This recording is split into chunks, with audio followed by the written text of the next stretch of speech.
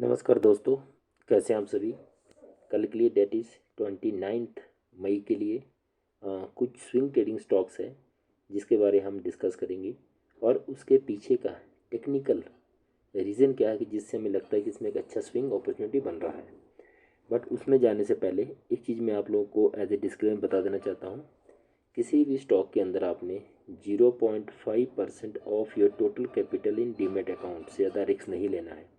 1 लाख का 0.5 निकालोगे तो 500 आएगा, 2 लाख का निकालोगे तो 1000 आएगा। इतने ही अमाउंट का रिस्क लेना है और फिर उससे क्वांटिटी कैलकुलेट करनी है। ये चीज़ आप पेन पेंसिल पहले लेके बैठने एक डायरी मेंटेन कीजिए। उसमें आप देखिए कि जहाँ बाई कर रहे हो उसका बाइंग प्राइस का जीरो किस पे लाओगे, स्टॉप लॉस कहाँ रखोगे, दोनों का गैप कितना होगा, डिफरेंस कितना होगा बाइंग प्राइस और स्टॉप लॉस का। फिर उस डिफरेंस को जितना आप रिस्क अमाउंट का ले रहे हो उससे डिवाइड करोगे तो आपका क्वांटिटी कैलकुलेट होके आएगा। ठीक है, चलो डिटेल में हम देखते हैं कि कैसे हम लोग करेंगे। सबसे पहले स्विंग ट्रेडिंग स्टॉक के अंदर आपने डे कैंडल इस्तेमाल करनी है। तो स्विंग ट्रेडिंग में कौन सी कैंडल का इस्तेमाल किया जाएगा, डे कैंडल का। ठीक है, उसके बाद ये जो स्काई ब्लू लाइन है that is 15 SMA simple moving average. ये वायलेट कलर की लाइन क्या है, 45 SMA 45 सिंपल मूविंग एवरेज। ऊपर ब्लैक ब्लिंजर बैंड अपर, नीचे ब्लैक ब्लिंजर बैंड लोअर, नीचे RSI वॉल्यूम एंड MACD लगा रखा है। ठीक है, तो बेसिकली अपनी जो स्ट्रेटजी सेम है कि दोनों ही मूविंग एवरेज राइजिंग होने चाहिए।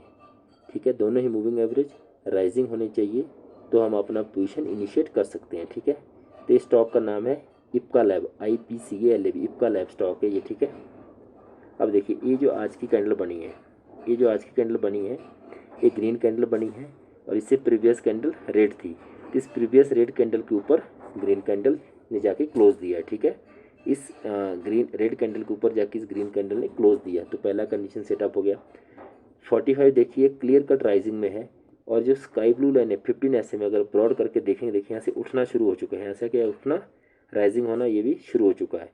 तो हमारा सेकंड कंडीशन भी इसमें सेटअप बैठ रहा है। ठीक है, RSI भी राइजिंग में है, वॉल्यूम ठीक ठाक है और MACD के अंदर भी देखिए ब्लैक लाइन रेड के ऊपर उठने की कोशिश कर रही है। ठीक है, रेड को धीरे धीरे क्रॉस करने की कोशिश करेगी। अब हमें करना क्या है, तो इस स्टॉक का हमने अपने डायरी से लिखना है कि इस स्टॉक के अंदर ये जो आज की कैंडल बनी है डेट इज़ 28 मई की, इसका हाई प्राइस कितना है, इसका हाई है 1325.7। ठीक है, तो हमने लिख लेना है हाई इतना। ठीक है, और लो कितना है 1286.4, तो लो कितना 1286.45। ठीक है, दोनों चीज़ लिख ली, हाई लिख लिया, लो लिख लिया।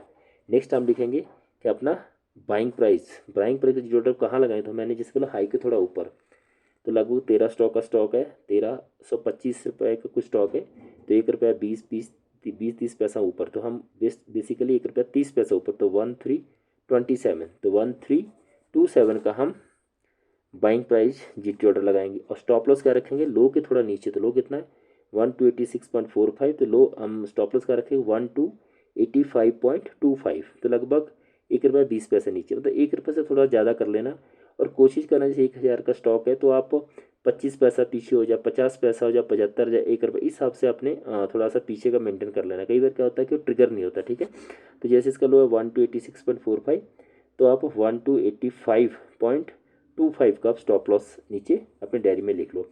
नेक्स्ट लिखो डिफरेंस, तो डिफरेंस इक्वल टू लिखो बाइंग प्राइस जिस पे आप कर रहे हो माइनस स्टॉप लॉस, तो जितना आएगा आपको डिफरेंस। ठीक है, अब क्वांटिटी कैसे कैलकुलेट, क्वांटिटी लिखो 500 divided by difference, 500 divide by भाग करना। ठीक है, 500 से भाग करना डिफरेंस, तो जितना बनेगा उतना ही हमने क्वांटिटी लिख लेना है।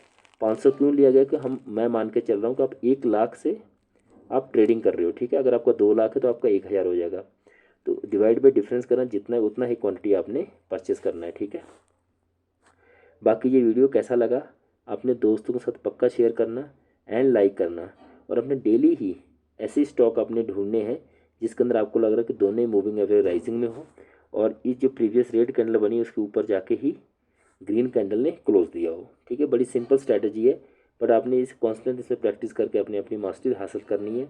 अगर आप और की स्ट्रैटेजी से भी काम कर रहे हो जिसमें आपका सक्सेस रेशो अच्छा है, तो आपने उस स्ट्रैटेजी में और अपनी मास्टरी हासिल करो। ठीक है, फिर इस स्ट्रैटेजी को छोड़ दो, एक ही स्ट्रैटेजी को आपने फॉलो करके चलना है। ओके, कैसा वीडियो लगा पक्का लाइक एंड शेयर करना। Okay ji, thank you.